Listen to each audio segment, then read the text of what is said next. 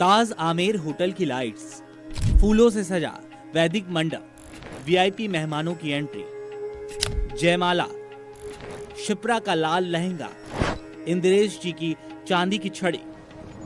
जयपुर का ताज आमेर होटल पिछली रात किसी राज दरबार से कम नहीं, क्योंकि यहाँ एक ऐसा विवाह हुआ जिसे देखने के लिए देश भर की नजरें ठहर गई। 28 साल के प्रसिद्ध कथावाचक इंद्रेश उपाध्याय और हरियाणा की शिप्रा शर्मा का शाही मिलन हुआ। 5 दिसंबर की सुबह वृंदावन के इस युवा कथाव्यास की बारात जयपुर पहुंचती है। ताज आमेर होटल को तिरुपति बालाजी मंदिर के तर्ज पर सजाया गया।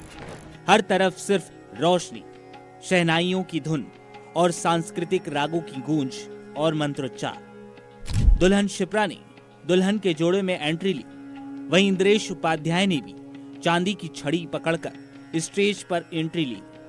इसके बाद दोनों की जयमाला हुई और दोनों ने हाथ जोड़कर सभी संतों और अतिथियों का अभिवादन किया। दोनों शादी के जोड़े में काफी अच्छे लग रहे थे। 5 दिसंबर की सुबह कथावाचक इंद्रेश उपाध्याय की बारात जयपुर पहुंचती है। बारात की एंट्री इतनी शाही थी कि देखते ही लोग बोल उठे, ये शादी नहीं, एक राष्ट्रीय आयोजन है। शादी के बाद कथावाचक इंद्रेश उपाध्याय और उनकी पत्नी शिप्रा शर्मा ने वृंदावन में ठाकुर जी की आरती उतारी और आशीर्वाद लिया। दोपहर करीब 11:15 बजे इंद्रेश उपाध्याय मंडप में पहुंचते हैं, हल्की गुलाबी शेरवानी में और हाथ में वही चांदी की छड़ी। उनके स्वागत में हरिद्वार, नासिक और वृंदावन से आए 101 पंडितों का मंत्रोच्चार गूंज उठा। दोपहर ठीक 12 बजे शिप्रा शर्मा गोल्डन साड़ी में मंडप में प्रवेश करती हैं।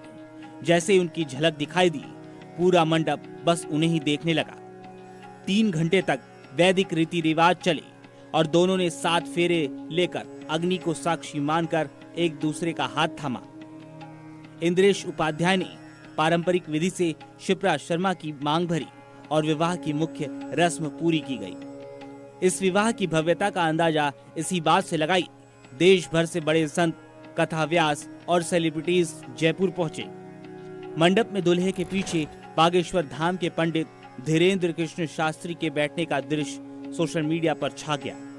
इंद्रेश और शिप्रा दोनों साधु संतों के सागर के बीच राष्ट्रीय सुचिता में खड़े थे।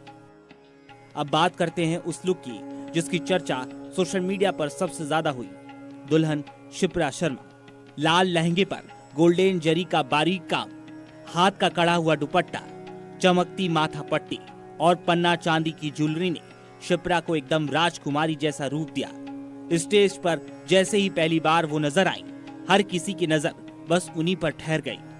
शाम होते ही ताज आमेर का कुंदनवन पूरी तरह तिरुपति बालाजी मंदिर की तरह सुसज्जित था।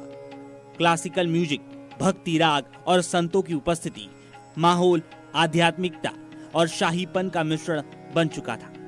इंद्रेश महाराज ने जैसे ही चांदी की छड़ी थामकर स्टेज पर कदम रखे, महफिल जैसे थम गई और फिर